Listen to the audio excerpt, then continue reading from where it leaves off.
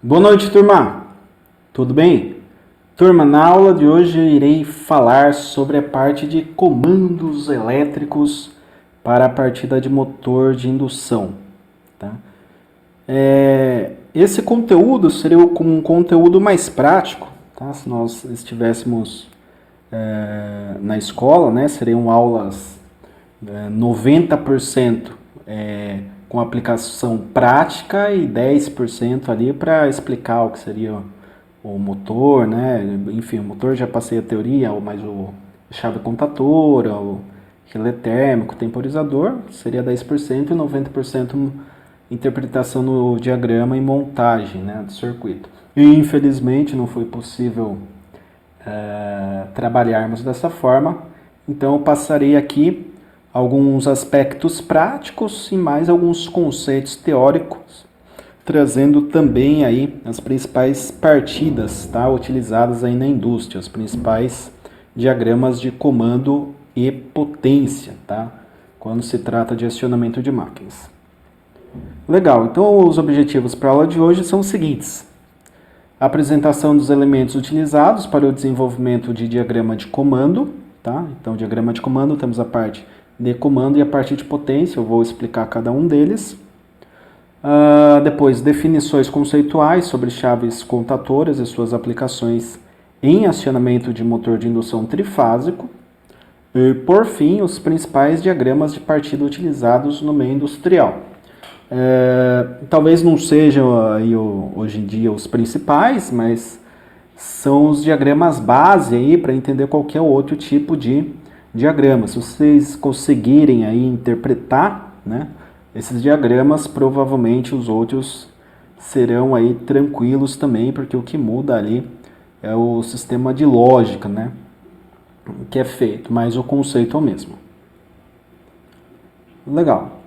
Então, acionamento de motores. Temos aí que os dispositivos de acionamentos elétricos são utilizados em manobra, no acionamento e na proteção de equipamentos industriais quando o controle de acionar e desligar a carga não é suficiente. Tá?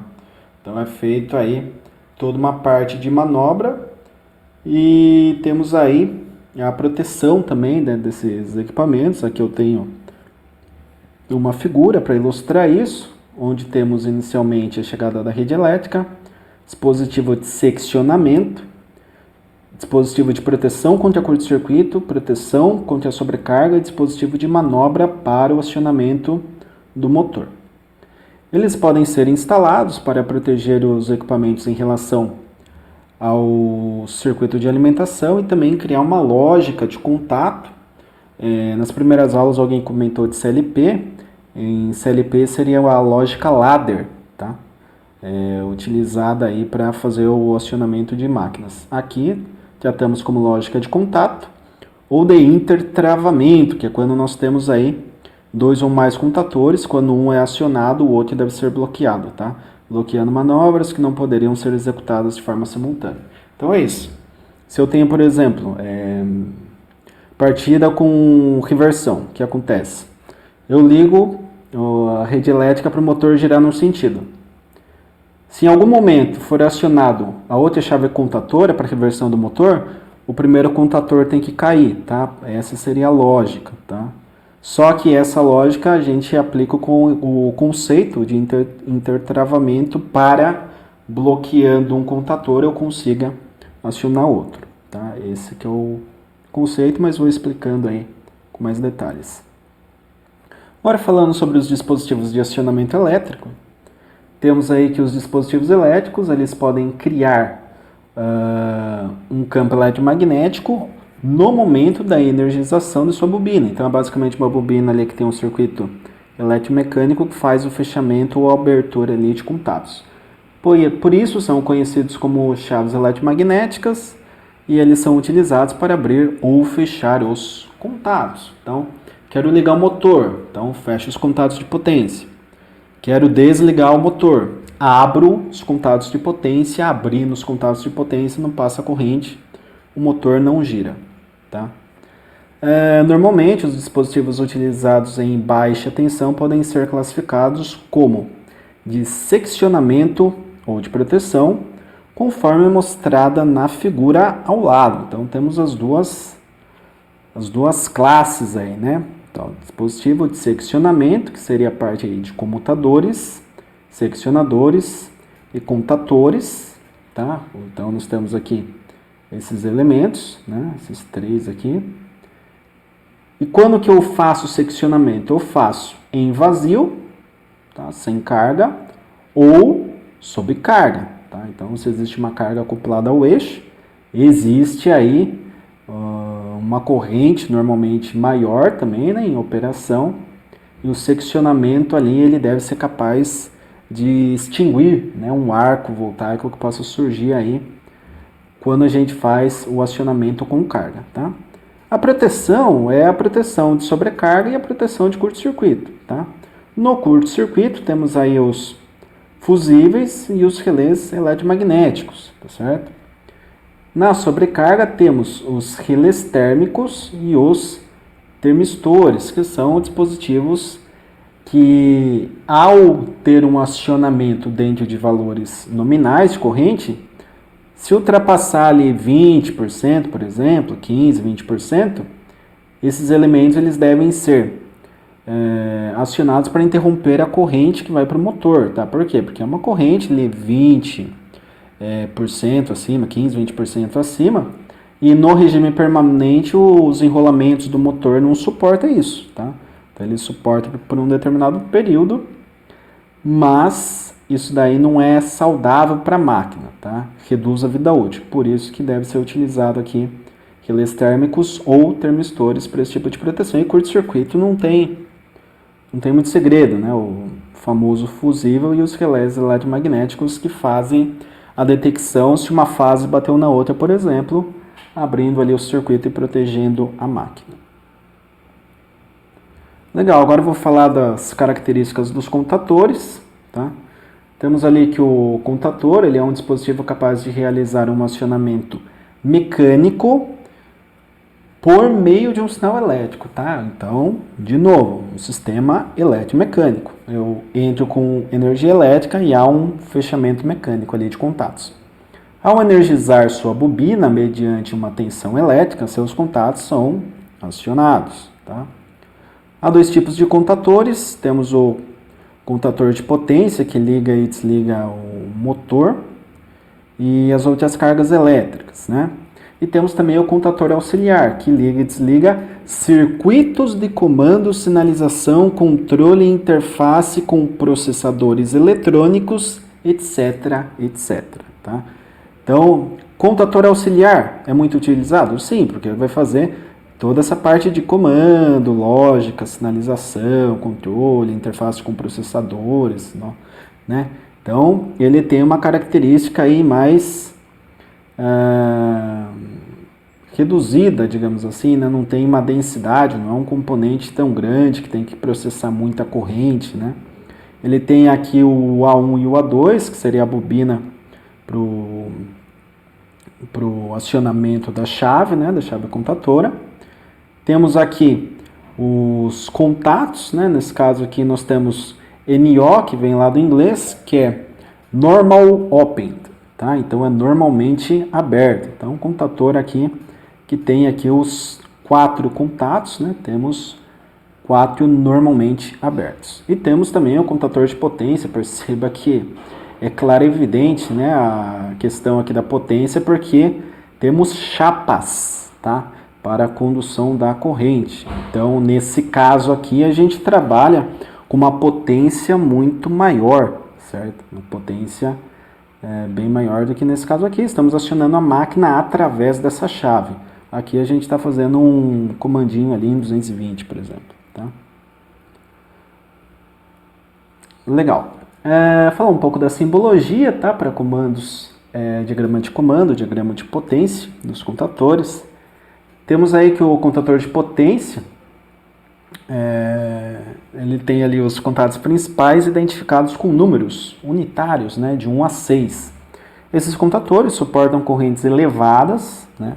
Como é o caso da última figura que nós vimos, que dependem da potência que o motor acionará. Então, se o motor que consome 20 amperes, ele requer um determinado contator. Se o motor consome 100 amperes, puxa, é um contator maior, né? Porque ele vai processar essa corrente que vai para o motor. E são sempre do tipo NA, né? Normalmente aberto, ou do inglês NO, né? Normal Open. Aqui seria a simbologia, tá, turma? Então, o A1 e o A2, que eu citei anteriormente, aqui seria a bobina. Então, essa parcela aqui vai no diagrama de comando e essa parcela vai no diagrama de potência. Quando o K1 for acionado, esses contatos irão fechar e farão com que a energia passe lá da rede elétrica via contatos para o motor. Tá? A rede elétrica ficaria na parte de cima e o motor ficaria aqui na parte de baixo. Né? Rede elétrica nos números ímpares e o motor nos números pares. Há também os contatores auxiliares que são utilizados no acionamento de eletroímãs, né, bobinas, chaves magnéticas, lâmpadas de sinalização ou alarmes sonoros. Né? Esses contatos podem ser do tipo NA ou NF, tá? Então, normal opened or normal closed, né? Então, lá do inglês. Normalmente os contatores vêm com essa simbologia em inglês, tá, turma? Então, vocês irão ver lá NO, por exemplo, ou NC, como foi visto ali no slide anterior. Aqui nós temos a aparência de como seria aqui a característica de um contator auxiliar. O que muda da simbologia aqui do diagrama de comando? Puxa, do diagrama de comando nada, é idêntico. Mas e na parte de potência? Puxa, na parte de potência, aqui eu teria 3 contatos normalmente abertos, né? Por quê? Porque quando eu acionar a bobina, eu fecho as 3 fases direto no motor. Aqui não, aqui eu tenho contatos para fazer o próprio comando.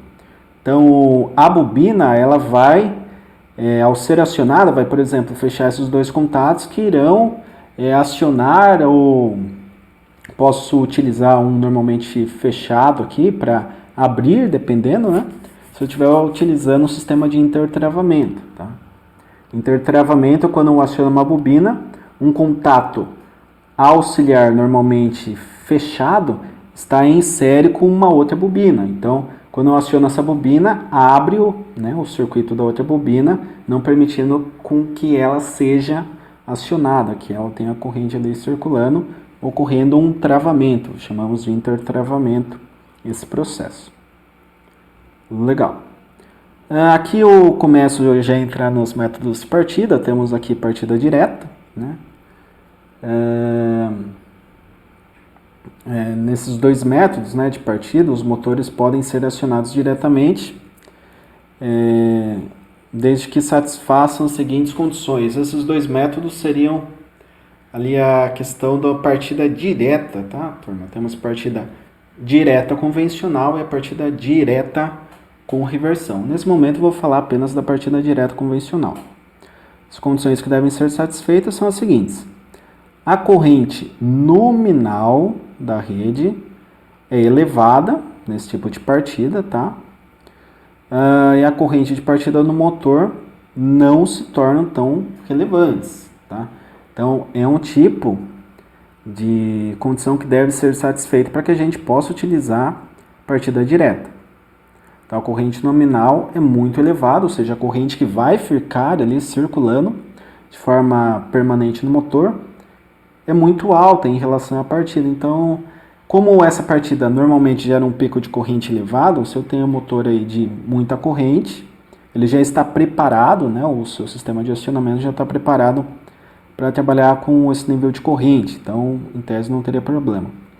Corrente de partida do motor é de baixo valor, porque sua potência é pequena. Então, é uma outra questão, né? Se eu tenho um motor com poucos CV, ou seja, poucos cavalos, pouca potência, o que vai acontecer? Ele vai ter um valor baixo de corrente, tá? Por questão de potência, ele não é um motor grande para acionamento de uma carga pesada. A potência ela tem muito a ver com a corrente, por quê? Porque a tensão ela é 220 fixa, em tese pelo menos, né? 220, está na rede, vou ligar 220, liga o motor, quanto que tá? 220. Liguei outro motor, quanto que tá? 220. Ah, agora eu liguei um sinalizador, quanto que tá a tensão? 220 ainda, então em tese a tensão não muda, né? Numa rede forte. A corrente ela vai ser alterada em função da potência do motor. Essa é uma outra característica. E esse tipo de partida, né, é feito em vazio, ou seja, quando o motor não tem nenhuma carga mecânica acoplada ao eixo, ou com mínima carga, tá? O que reduz a corrente de partida. Obviamente, se eu tenho uma carga muito grande que eu devo tirar da inércia, a corrente para que isso ocorra é muito alta, tá? Então, normalmente se faz aí um teste em vazio da máquina ou com carga pequena, não a plena carga, tá? É permitida aí partida direta de motores trifásicos de até 5 CVs em 220 e 7,5 em 380. Perceba, 220 fixo, 380 fixo. Quem está mandando na corrente? A potência, né? Se a potência variar, como a tensão ela é fixa, a corrente varia, tá? Isso para os dois casos, independente dos valores. Pelas concessionárias de fornecimento de energia, tá? Então, perceba, nós temos essa questão também da concessionária, porque quando eu vou colocar uma carga de dinâmica, o motor ele é uma carga dinâmica, né? Ele tem um pico elevado de partida, característica indutiva, e depois ele tende a estabelecer uma corrente aí senoidal de regime permanente. Tá? Então, a concessionária ela sofre um impacto, por quê? Porque não só para você, para qualquer carga, se a sua empresa tá, por exemplo, num ponto, e tem uma outra empresa, por exemplo, 30 km dali, no outro ponto, sua empresa está trabalhando com 380, tá? A outra empresa precisa de 380.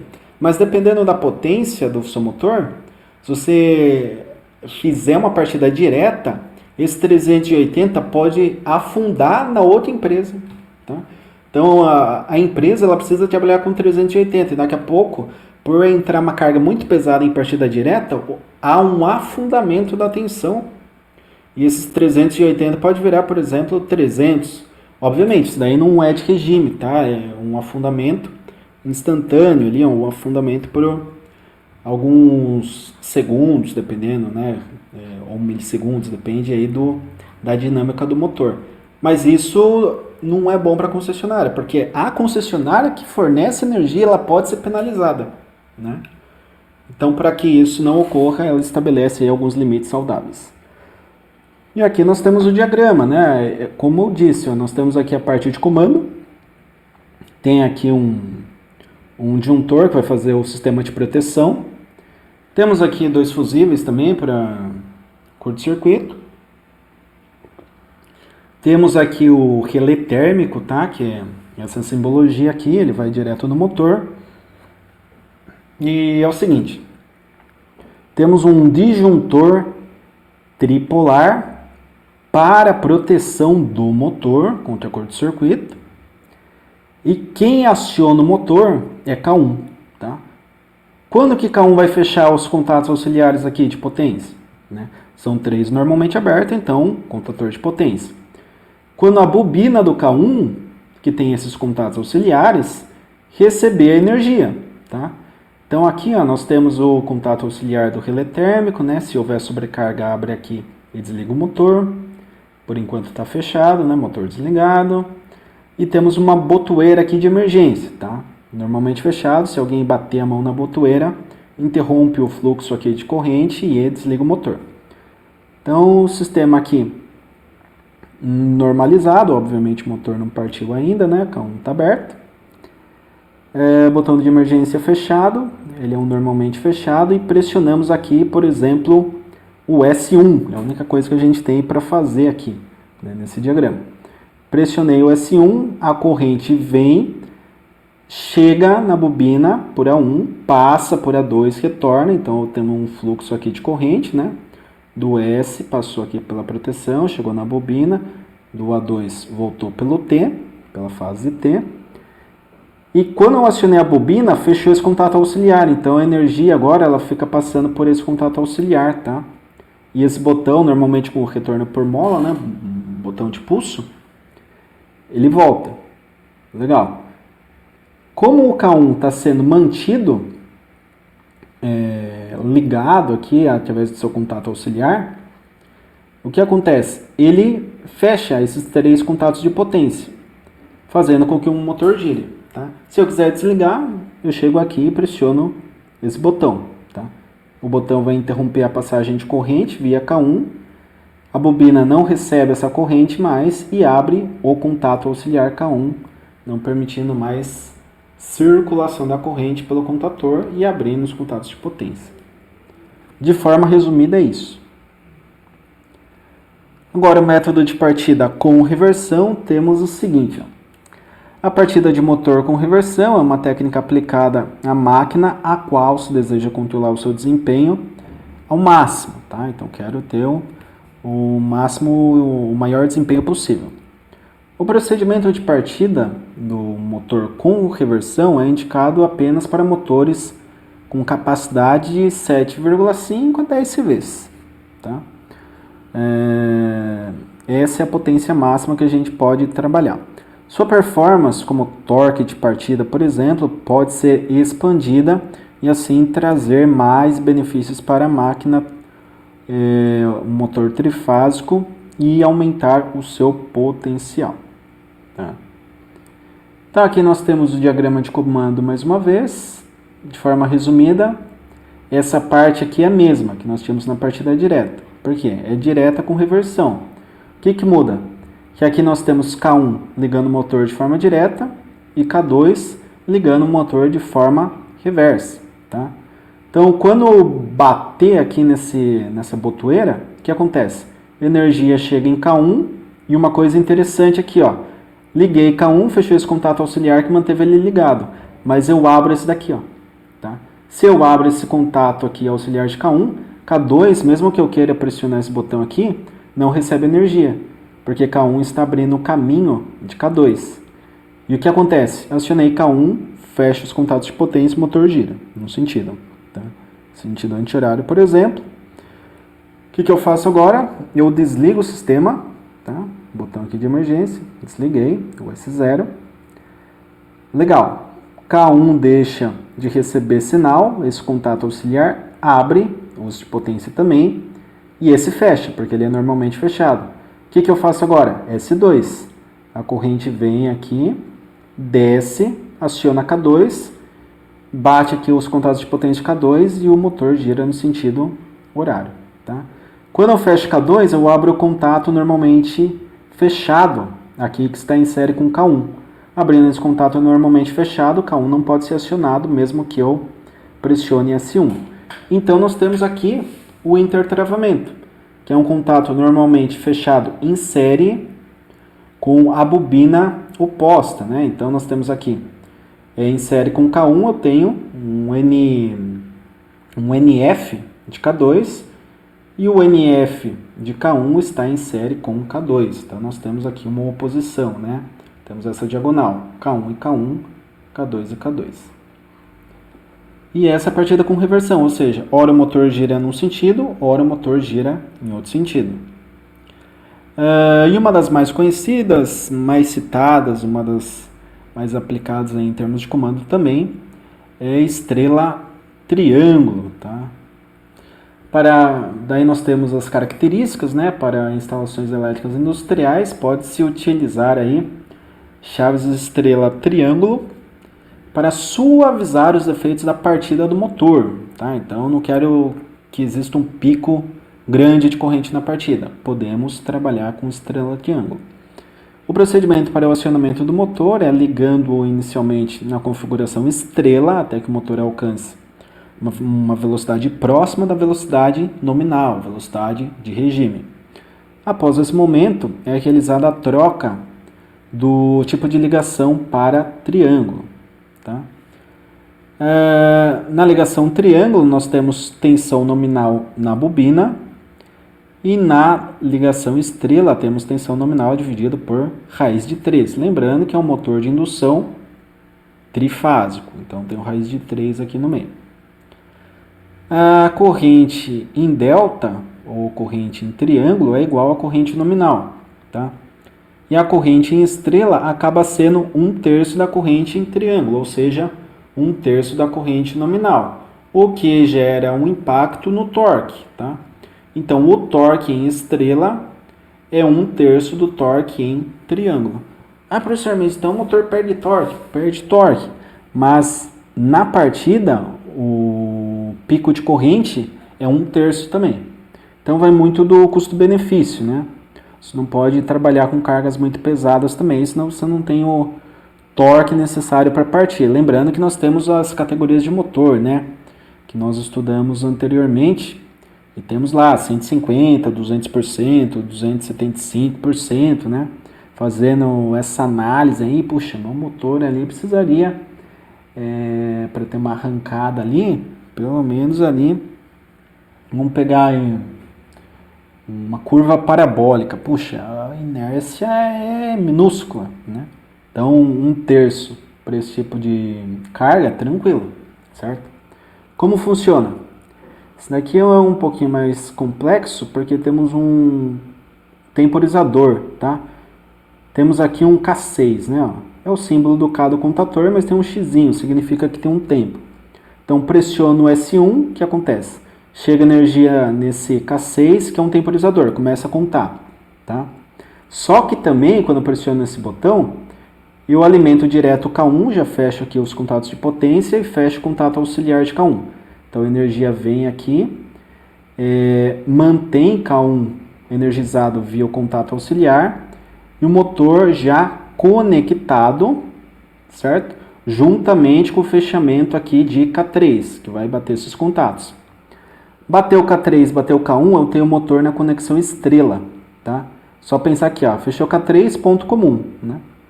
1, 3 e 5, ponto comum. Puxa, qual a ligação que tem ponto comum? Ligação estrela, estudamos aí anteriormente, né? Então, K1 com K3, motor girando, acelerando aí até atingir uma velocidade de regime. Legal. Deu o tempo dessa velocidade de regime, alguns segundos, o que acontece? Esse contator, K6, ele vai abrir, tá? Então, ele está fechado aqui e aberto. Então, quando ele abre o K3, esses contatos aqui, eles abrem, né, o contato de potência e fecha K2. Fechou K2, eu tenho o fechamento do motor em delta, em triângulo, tá?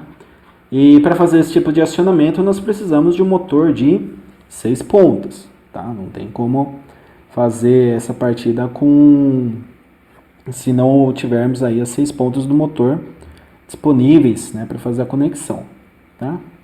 Mas é interessante esse tipo de ligação, né? Porque você tem um esforço de 1/3 apenas.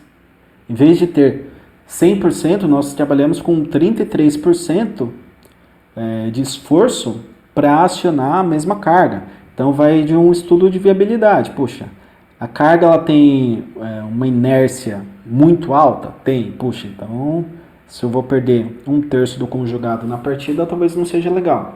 Agora, a carga tem uma inércia baixa? Sim. Então, estrela triângulo pode ser interessante. Beleza, turma? Então, a aula de hoje é isso. Foi nossa última aula. Ficou um pouco extensa, mas eu quis trazer aí pelo menos os 3 principais comandos, né, que todos devem ter conhecimento, né? Se alguém um dia perguntar, comando partida direta, puxa, já vi isso daí. Não consegui montar no semestre lá do curso, mas eu sei o que é partida direta. Ligar um motor ali através de um contator, tem um pico de corrente maior, mas o motor funciona, né? Funciona. Tem um limite ali de 7,5 CV para 380 volts, né? Tem alguns aspectos, mas o básico é esse. Um contator faz a partida direta, o motor gira em um único sentido. Partida com reversão, 2 contatores, um contator faz um giro no sentido horário e outro contator faz um giro no sentido anti-horário e é necessário intertravamento. Partida estrela-triângulo, tenho ali 3 contatores, um que vai ser a referência, né, digamos assim, que é o K1, e 2, um para o fechamento estrela, e depois de um determinado tempo, abre essa estrela e eu fecho em triângulo para que o motor tenha todas as suas características nominais, tá?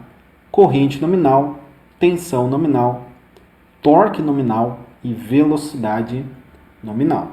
Ah, professor, o que é nominal? Nominal são as características da máquina, tá?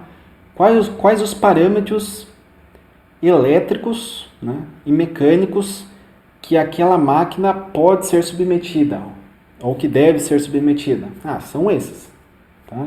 Tensão 380, potência 5 CVs, por exemplo, tá? Então, o fator de potência tem também, né? Tem outros aspectos aí, mas de forma resumida é isso. Corrente, potência, o CV do motor, a tensão, e daí você vai ter o torque e a velocidade, que é o fenômeno que a gente deseja, né? Você vai fazer um controle de esteira, ponte rolante, enfim, qualquer tipo de carga industrial. Beleza, turma? Então é isso, eu queria também agradecer a todos aí por esse semestre, embora tenha sido um semestre conturbado, né? Foi totalmente à distância e tivemos um trabalho aí mais intenso por conta disso, mas percebi que muitos aí se esforçaram bastante, até por questões pessoais, familiares, profissionais, enfim, e conseguiram aí contornar esses obstáculos, né, que a pandemia impôs a todos nós, não tem nem como. Todo mundo foi impactado de alguma forma por essa crise, por essa pandemia, e eu espero aí que todos e suas famílias estejam saudáveis aí e que o próximo semestre possamos estar juntos mais uma vez, quem sabe aí, e de forma presencial, né? Tendo uma vacina, eu acredito que há uma possibilidade grande aí de voltarmos a ter aula lá na nossa unidade, né? No Rubens Faria Souza, e daí sim partir para as aulas práticas de forma efetiva, que é o que eu acredito que muitos vieram buscar aqui no curso. Beleza, turma? Então é isso. Agradeço a todos aí pela atenção, pela paciência. Desejo bons estudos e até a próxima.